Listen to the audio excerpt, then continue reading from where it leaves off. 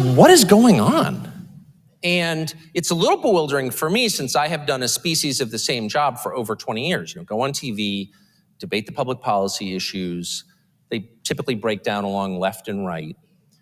And it's been pretty straightforward. There's an argument about what the country ought to do corporately as a country, and each side marshals evidence to support their respective cases. I think we ought to do this, and here's my evidence. The other side says the same, and viewers can decide who's got the most evidence. This is often described as a left-right debate, and it has been. And now, with the temperature rising, I would argue to probably dangerous levels in Washington, people often come up to me in airplanes and say, the partisan bitterness is so intense. People are in their camps. It's become tribal. It's awful. And of course, I agree with that completely. But it does raise the question, what is this actually about? And it's something that I've brooded on for the last year and a half as it's gotten more intense. And my initial assumption, as I just said, was that this was a debate over ideas. And it's not. It's nothing like that. And one of the reasons that the rest of us are so unsettled by this is because we don't recognize what's actually happening. This is a theological debate. This is a spiritual debate. And let me just say very clearly, it's not a debate between good and evil. I know a lot of people on the other side, they're my neighbors. I live in a city that voted 96% for a candidate I didn't vote for and would never vote for. And they're good people, a lot of them. Not all of them, but a lot of them are. And a lot of them are my friends. So when I'm debating someone, I don't assume that that person is a bad person because most of them aren't. But that doesn't mean that it is not a religious debate. That's what it is. So my whole childhood into my adulthood, the debate was between people of faith and people of reason. That was the way the debate was presented to us, between people who believed in God and people who believed in science. I was always more on the God side, but I acknowledge science. That's no longer what it is. And this came to me recently, maybe 6 months ago, during a debate on gender and the biological reality of gender, which is being challenged. And let me just say at the outset that I am by temperament not a judgmental person, and I actually don't care how people dress. And I hope you won't judge me for my ludicrous neckwear. So I wasn't going into it hoping to attack anyone, but I was going into it with an assumption that I thought every person in the Western world had, which is that biology is real. I had 4 children, okay? I didn't change a ton of diapers, but enough to know that biology is actually real. Everything they told me in 6th grade turns out to be true. We have boys and girls, they grow up to become men and women. This is not the product of our choice, it's not what we want, it's what happens organically because it is nature.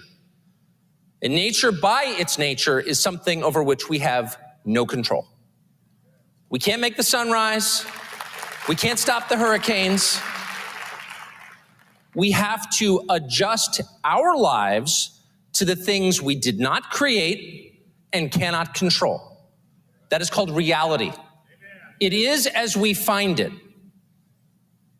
And we are the ones who adapt. All of a sudden, and this seems self-evident to me, that's not a political question. By the way, if you can stop the sun from rising, go ahead and show me. And I'll be impressed. And you can redefine the terms of the debate. But until you do that, I'm going to assume that we're both working off the same set of notes here called biological reality.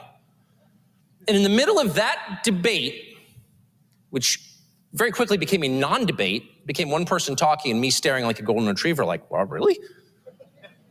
I learned that I was talking to someone who believed that he had control over nature itself. I don't think there should be 2 sexes, therefore there aren't. Now, at the level of like college dorm room theorizing, I could, okay, maybe there should be more sexes. I don't know. Maybe there should be free ice cream. I'm for that. But there isn't, and there aren't. And in that moment, I realized I was not having a political conversation, I was having a theological one. And once I began to see the world through that lens, everything made sense. There are 2 camps. They are not Republicans and Democrats. They are not liberals and conservatives. Those terms mean less than they have meant in my lifetime. I couldn't exactly tell you what a conservative is on the issues. What tax rate does a conservative support? I don't know. Is it conservative for invading Syria? I'm not sure. So it's actually not the root argument. The root argument is, do you think you're in control of the universe or don't you? That is what we're actually debating. And it goes by various names. There's a lot of deception that prevents us from seeing what's really being discussed. But the truth is, the people who run most of our institutions in this country, and by the way, they're of both parties, tend to believe that they are wholly in charge. You heard your pastor sum it up, almost parenthetically, but very precisely. God raises us from the dead. You will die. That's the one thing you can't control. Doesn't matter how many boxes you check, how virtuous you are. In the end, you will lie, likely alone, terrified, and in pain, and exit this world. That awaits all of us. And on some level, we know that every moment of every day.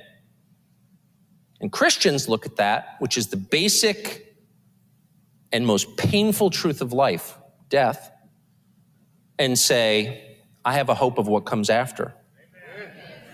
That is the essence of, from my perspective, as a non-theologian talk show host, far be it from me to lecture you on theology. As an Episcopalian, it's kind of ludicrous I've been saying this. But that is the most basic of all truths. And by the way, it is also the root of all anxiety. Your anxiety, if you strip it away, if you get the onion to its core, you know you're going to die. Only faith in God answers what happens next.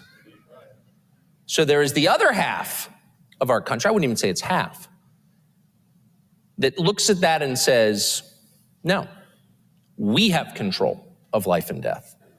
This is really a debate about who's in charge. It's a debate ultimately in charge. It's a debate over power. And the one thing that powerful people can never admit is that their power is limited. In fact, it's harder to get them to admit that. I'm just searching for metaphor here. Maybe than to get a camel through the eye of a needle. That's what that's really about, in my opinion. The more power you have, the harder it is for you to admit that in the end you have no power. That is the thing they are hiding from you. And that is the thing they will go to any length to prevent you from knowing. That in the end, they're as sad and terrified as you are, as we all are, because that's the nature of living as a human being, with the unknown and with the powerlessness of being human and not being God. So look, here's the point. It used to be the faithful versus the secular. I don't know if that was ever true. I don't think there is a secular person, period. We are hardwired for faith. It is baked in the cake. It's who we are. So the question is, are you going to worship God or are you going to worship man? That's the question. And so that is the debate.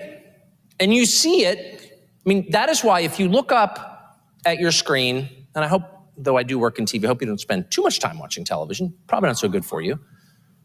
When you look up and you see people and you think, wait, I can't tell if I agree with that person or not. Person says he agrees with me, but I can tell he's not speaking for me.